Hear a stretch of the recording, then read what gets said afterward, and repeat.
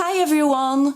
Today I'm a little bit nervous but also very excited because we are going to talk about my next project. As I was telling you in my last video, it's a big one. So today we are going to plan things out, and if you love the movie Misery, then this video is for you. God, I love you. When I started YouTube, I wanted to do lots of things. Anything related to Halloween that made me happy, but soon I realized people were way more interested in my DIYs than other videos, so I decided to turn this channel into a crafting channel just to see how things go. And what I like about this is that it allows me to work on bigger projects. So I decided to take that opportunity and try something big, something I wanted to try for years, even before starting this channel. And that thing is miniatures. I don't know why, but I've always been fascinated by miniatures, but each time I think about making one, I get anxious. All of this is new to me. I don't know where to start, I don't know if I can do it, but now that you are by my side, I feel brave enough to give it a try. So what I want to do is a replica of the House of Misery. I want to do the exterior of the house, but also a part of the interior with characters. It's exciting, I'm very excited about that, but it's also a little bit overwhelming. So before talking about my plans, let's talk a little bit about the movie. Misery came out in 1990. It's a movie based on a book written by Stephen King. The story is about a successful writer, Paul Sheldon. When he's working on a book, Paul goes to a small town to isolate himself from outside distractions. The story starts as Paul finishes a book and takes the road to get back to the city. Unfortunately, he got caught in a storm and ended up having a car crash. Luckily for him, somebody saw the accident and saved him.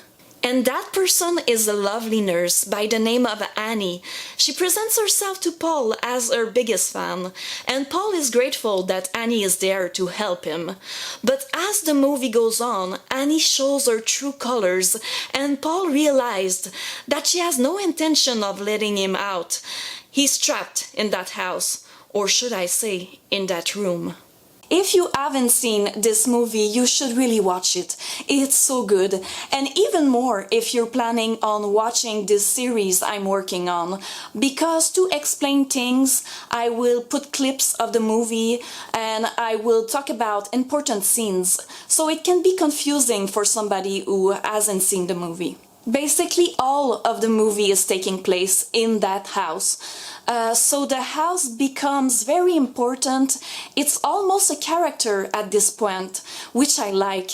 And as the movie goes on, we learn more about the house by seeing more rooms and learning more about Annie's character and story. So all of those things make that house interesting. Now let's talk about my plans. For the interior of the house, I will limit myself to the first floor, because the house has 2 levels, but we don't really see the second floor. What we see is Annie in her bed for a couple of seconds, and that's all. And after that, we don't see the second floor again, so I will skip that.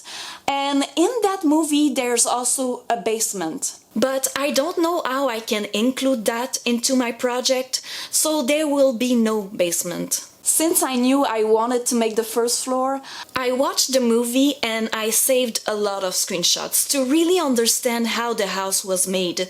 With those screenshots, I tried to translate the house into graph papers, a room at a time, going to Paul's room, to the hallway, to the living room, to the dining room, and finally the kitchen. 1 square on my paper represents an inch in real life. To help me evaluate the size of the rooms, I included the furnitures in my plans. That way I was sure everything will fit inside in the future. And to help me evaluate the size of my furniture, I used dolls as reference. These are the dolls I will use for this project. They are about 6 inch tall and I bought them on eBay. A male for Paul and a female for Annie. Right now they don't have a head, but eventually I will sculpt the head, I will add hair, and I will make them tiny clothes. But for now, I was only using them as reference. And since they don't have a head and I wanted to have a better idea of their real height, I made a head out of tissues. And slowly I was evaluating each piece of furniture. For example, in the movie, Paul is lying on a tiny bed. So I laid down my doll on cardboard and with my ruler I drew a 7 inch by 3 inch rectangle. That size seemed right for the bed. So I drew a rectangle of 7 squares by 3 squares on my plan. This rectangle represents the bed in the room, and that's pretty much how I did all my plans. I noticed that 2 areas are unknown to me. There's one in the dining room. I don't know what that square is. In the movie we can see there's a door there. Maybe it's a door that leads outside the house. I'm not sure. And there's also a space between Paul's room and the kitchen that is not clear. Maybe the bathroom is there. In the movie, it seems like a small hallway, but we don't see well what it is. So I will not make those. I will probably use that space to hide the batteries of my lights. I'm not sure yet. After that, I wanted to make sure all of this would fit on my table. I have a table specifically for that project. It cannot be bigger than that. So I converted all those plans into inches and I drew that on big sheets of paper on my table. Soon enough, I realized it was taking all the space. My table is full and I still have a porch to put in front of that house. And I don't really have the space right now. So I decided to relocate the closet in the back. The closet was just getting outside the house for no reason, and because of that it was taking a lot of space, so I took it and I put it in an area that was unused. That will allow me to make a tiny porch.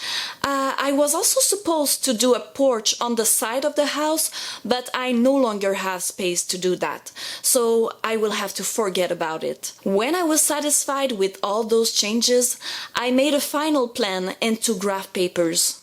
So I had a couple of difficulties translating that house into plans, but I made it.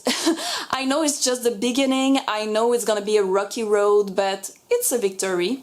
And to finish this video, I wanted to give you a better idea of what it will look like. So with cereal boxes, I quickly put together that tiny model. This is the first floor, with Paul's room, the hallway, the stairs, the living room, the dining room, the kitchen, and finally the closet.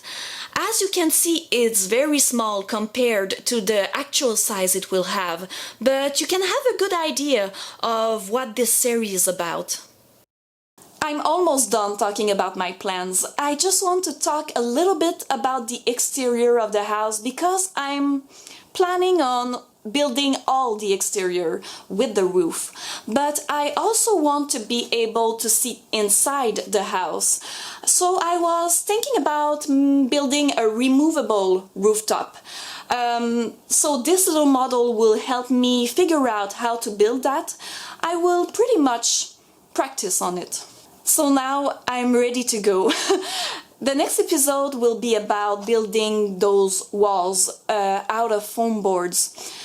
So I really hope you're excited as I am. Please let me know, leave a comment. Even though it's not something for you, I would like to know, and I'm totally okay with that. So if you like that video, please like. If you want to see more of my videos, please subscribe. Thank you so much for being here. Stay safe and spooky, and I see you soon with more misery stuff to come. Bye!